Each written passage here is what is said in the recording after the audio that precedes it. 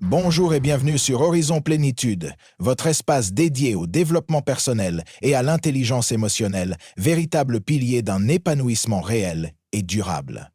Si vous aspirez à cultiver une vie riche de sens et d'harmonie et que vous êtes animé par le désir de vous élever personnellement et d'explorer votre plein potentiel, alors vous êtes au bon endroit. Ici, nous explorons ensemble les différents aspects du développement personnel à travers des réflexions profondes et inspirantes, des conseils pratiques, ainsi que des outils concrets pour vous aider à évoluer vers la meilleure version de vous-même. Alors, si tu es prêt à développer ta personnalité, ta mentalité et ton mindset, à te challenger et à atteindre de nouveaux sommets, abonne-toi dès maintenant à la chaîne et active la cloche de notification pour ne manquer aucune de nos vidéos. Pourquoi l'introspection est essentielle pour une vie épanouie? L'introspection, ce mot parfois négligé, est l'une des clés les plus puissantes pour atteindre un épanouissement personnel durable. Trop souvent, nous nous précipitons à l'extérieur à la recherche des solutions, des réponses ou des changements. Mais l'un des plus grands secrets de la réussite réside dans la capacité à regarder à l'intérieur de soi. Se connaître soi-même est un pilier fondamental de toute réussite durable. Car comment pouvons-nous avancer, évoluer ou même déterminer ce que nous voulons vraiment si nous ne comprenons pas d'abord qui nous sommes au plus profond de nous-mêmes? C'est pourquoi dans cette vidéo, nous allons explorer ensemble les clés de l'introspection, un voyage fascinant vers la découverte de soi, un chemin qui, bien qu'il puisse être parfois difficile, est aussi immensément libérateur. Mais avant de plonger dans les méthodes concrètes, explorons d'abord ce qu'est réellement l'introspection et comment elle s'inscrit dans notre quête de croissance personnelle. L'introspection, une pratique fondamentale pour la connaissance de soi. L'introspection, au-delà d'une simple réflexion, est un processus actif et structuré qui nous invite à nous poser des questions profondes sur nous-mêmes. Il ne s'agit pas de regarder nos actions de manière superficielle, mais de sonder nos motivations, nos croyances, nos désirs et nos peurs. C'est une exploration consciente de notre monde intérieur. C'est grâce à l'introspection que nous pouvons commencer à identifier des schémas de pensée qui peuvent nous limiter. Par exemple, une personne qui se sent constamment inadéquate peut découvrir, à travers l'introspection, qu'elle porte des croyances limitantes héritées de son enfance. Une fois ce schéma mis en lumière, il devient possible de le déconstruire et de le remplacer par des pensées plus constructives. L'introspection permet également de développer la maîtrise de soi. En étant plus conscients de nos pensées et émotions, nous pouvons mieux les gérer, éviter les réactions impulsives et prendre des décisions plus alignées avec nos objectifs de vie. Mais comment pouvons-nous réellement nous engager dans ce processus de découverte de soi? Quelles sont les méthodes concrètes qui nous aident à avancer? Les outils pour pratiquer l'introspection. Approche et technique. L'introspection n'est pas un processus abstrait. Elle se nourrit d'outils concrets qui nous aident à mieux comprendre nos pensées, émotions et comportements. Ces outils ne sont pas là pour nous juger, mais pour nous permettre de mieux nous connaître, d'identifier nos besoins et de comprendre pourquoi nous agissons de la manière dont nous agissons. La journalisation quotidienne. L'un des outils les plus puissants pour l'introspection est l'écriture. Prendre un moment chaque jour pour écrire sur ses pensées et émotions permet de clarifier des idées qui, autrement, resteraient floues. Cela peut être aussi simple que de noter les événements marquants de la journée et comment ils ont influencé notre état d'esprit. Ce processus permet non seulement de prendre du recul, mais aussi de mieux comprendre les schémas récurrents dans nos réactions émotionnelles. Par exemple, en écrivant tous les jours, on peut découvrir que nous réagissons de manière particulièrement intense lors de certaines situations, ce qui peut nous amener à comprendre qu'une peur ou une croyance sous-jacente est à l'origine de ces réactions. La méditation et la pleine conscience. La méditation et la pratique de la pleine conscience nous permettent de nous connecter profondément à l'instant présent. Ces pratiques nous aident à observer nos pensées sans jugement, en cultivant une attitude de bienveillance envers nous-mêmes. La pleine conscience nous permet de prendre du recul face à nos émotions et de ne pas réagir de manière impulsive. Elle est particulièrement utile pour comprendre pourquoi certaines situations déclenchent des émotions fortes, nous donnant ainsi l'opportunité de réagir de manière plus réfléchie et posée. Par exemple, lors de moments de stress intense, plutôt que de céder à la panique, la pleine conscience nous invite à observer cette émotion, à l'accueillir et à comprendre d'où elle provient. C'est un moyen de transformer les émotions en une occasion d'apprendre. L'auto-analyse. Poser des questions profondes. L'auto-analyse consiste à se poser des questions qui vont au-delà du quotidien pour comprendre nos croyances, nos valeurs et nos motivations profondes. Par exemple, pourquoi ai-je réagi de cette manière dans telle situation?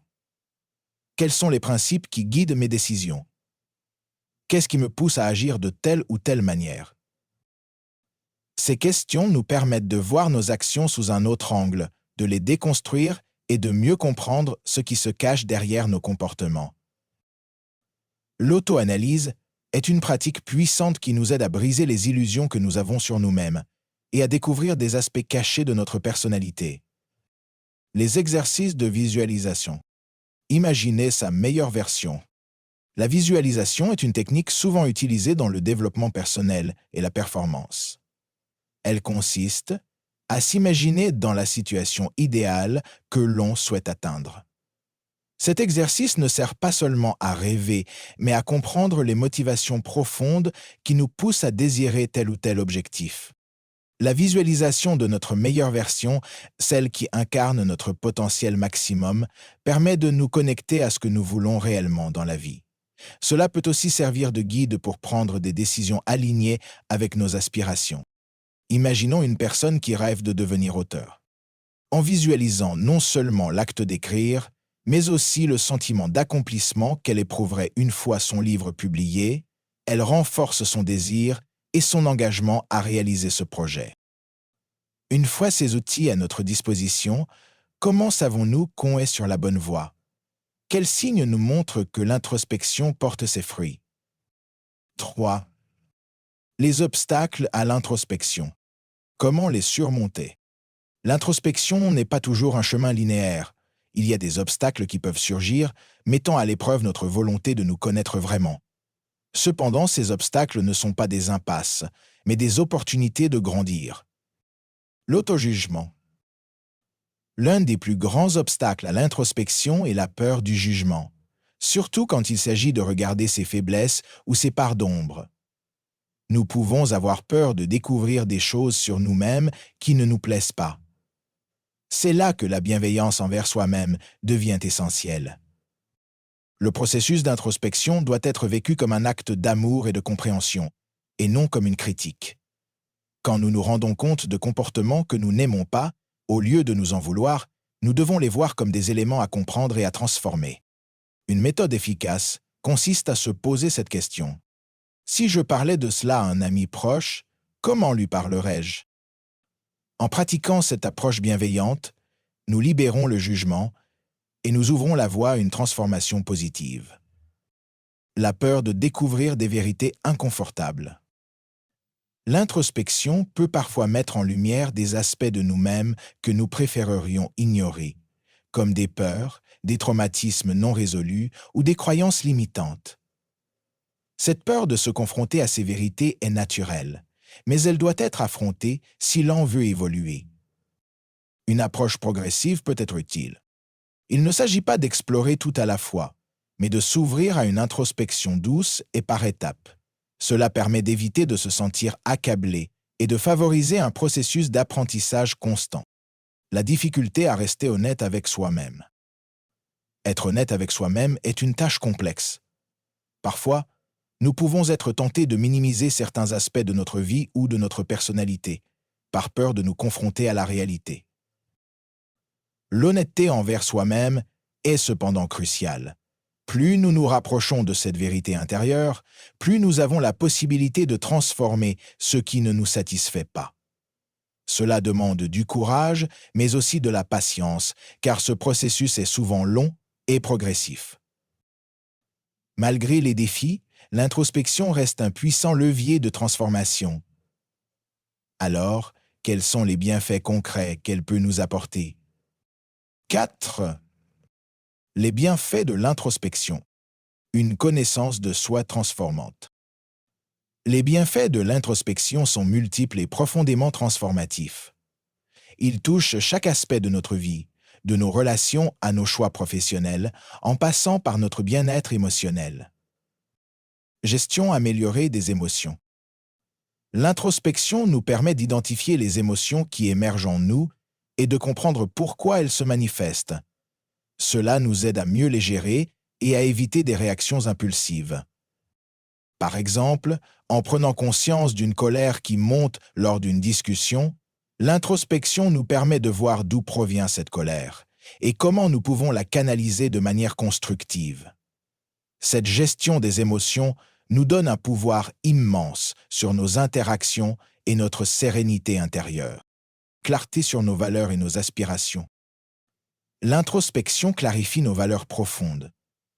Elle nous aide à comprendre ce qui est réellement important pour nous, à distinguer ce qui nous motive de ce qui est imposé par des facteurs externes. Lorsque nous sommes en phase avec nos valeurs, nous prenons des décisions qui nous rapprochent de notre authenticité et non de l'image que l'on pense que la société attend de nous. Prise de décision alignée avec soi-même. Lorsque nous avons une connaissance plus précise de nos aspirations et de nos limites, nous sommes plus à même de prendre des décisions qui nous correspondent. Cela peut concerner des choix de carrière, des décisions personnelles ou des orientations dans nos relations. Plus nous avons de clarté sur ce que nous voulons et pourquoi nous le voulons, plus nous faisons des choix qui nous rapprochent de notre potentiel le plus élevé. Maintenant que nous savons pourquoi l'introspection est essentielle et comment la pratiquer, comment l'intégrer dans notre quotidien pour en faire une habitude durable. 5. Intégrer l'introspection dans notre vie quotidienne. L'introspection ne doit pas être vue comme un processus ponctuel, mais comme une pratique continue. Il s'agit d'un voyage quotidien, un engagement envers soi-même qui se nourrit d'habitudes simples mais puissantes. Créer un espace quotidien pour l'introspection. Comme pour toute nouvelle habitude, l'introspection nécessite de l'espace et du temps. Il est essentiel de réserver des moments dans notre journée pour pratiquer la méditation, la réflexion ou la journalisation. Ces moments sont les piliers de notre engagement envers la connaissance de soi. Cela peut être aussi simple que de consacrer 10 à 20 minutes chaque matin à l'écriture dans un carnet ou de pratiquer une méditation guidée en début ou fin de journée. L'important est de créer une routine qui nous permette de nous recentrer et de réfléchir à nos actions et émotions. Utilisez les moments de transition pour l'introspection. L'introspection ne doit pas forcément être un processus formel ou long. Parfois, les moments de transition de notre journée, comme les trajets en voiture ou en train, peuvent être des occasions idéales pour réfléchir à nos émotions et à nos pensées. Ces instants de calme permettent de revenir sur des situations vécues et d'analyser notre réaction face à elles. Par exemple, pendant un trajet, on peut se demander « Comment ai-je réagi à cette situation aujourd'hui ? Pourquoi ai-je ressenti ce malaise ?» Faire de l'introspection un outil d'action. L'introspection ne doit pas être vécue comme un simple exercice intellectuel, mais comme un levier pour l'action. Après avoir exploré nos pensées et émotions, il est crucial de définir des actions concrètes pour mettre en œuvre ce que l'on apprend. Prenons l'exemple d'une personne qui réalise qu'elle a du mal à dire non. À travers l'introspection, elle comprend que cela provient d'une peur de décevoir les autres.